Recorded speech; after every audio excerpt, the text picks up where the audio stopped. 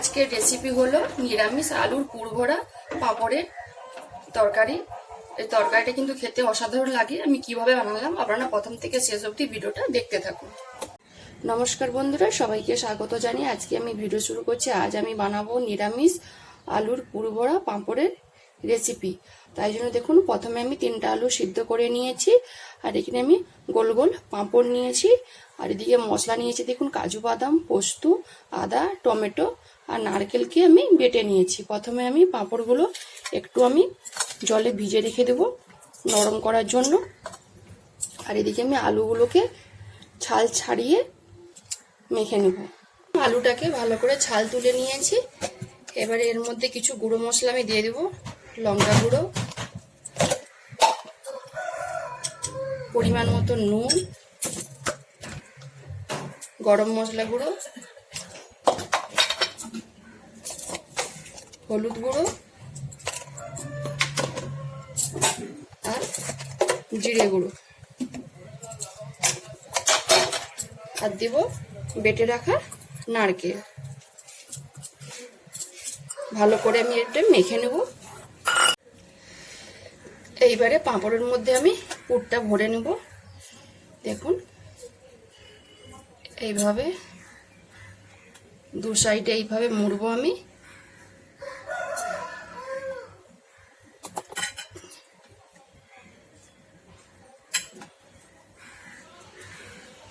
এইভাবে প্রত্যেকটা আমি তৈরি করে নেব। দেখুন 4-5টা আমার তৈরি হয়ে গেছে। আমি আরেকটা আপনাদেরকে করে দেখাচ্ছি।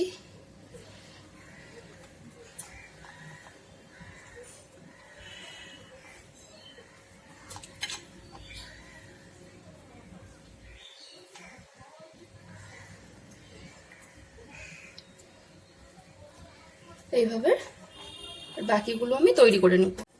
সবগুলো আমি তৈরি করে নিয়েছি। আর এদিকে দেখুন, কর্নফ্লাওয়ার বাটিতে গুলে নিয়েছি। এবারে আমি কর্নফ্লাওয়ারে এরকম করে চোবাবো। এখানে দিকে তেল গরম করে নিয়েছি, দিয়ে আমি একটা একটা ভেজে নেব।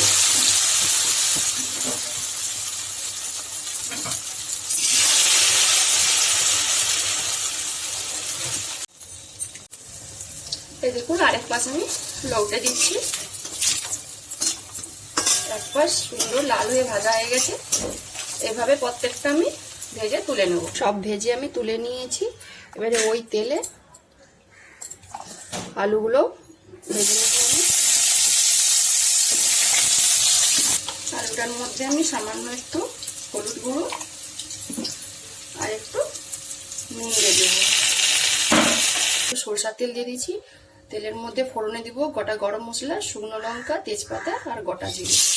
এবারে দিয়ে দেবো মশলা, আদা, টমেটো, কাজু বাদাম, পোস্ত একসাথে বেটে নিয়েছি। আমি কিছু গুঁড়ো মশলা দিয়ে দেবো। 1 চামচ কাশ্মীরি লঙ্কা গুঁড়ো, 1 চামচ ঝাল লঙ্কা গুঁড়ো, হলুদ গুঁড়ো আর জিরে গুঁড়ো। হালকা একটু আমি মশলা দেবো, জল দিয়ে দেবো।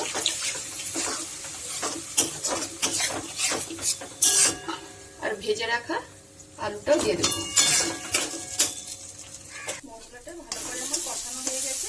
এবারে আমি পরিমাণ মতো জল দিয়ে দেবো, আর দিব পরিমাণ মতো নুন আর 1 চামচ চিনি।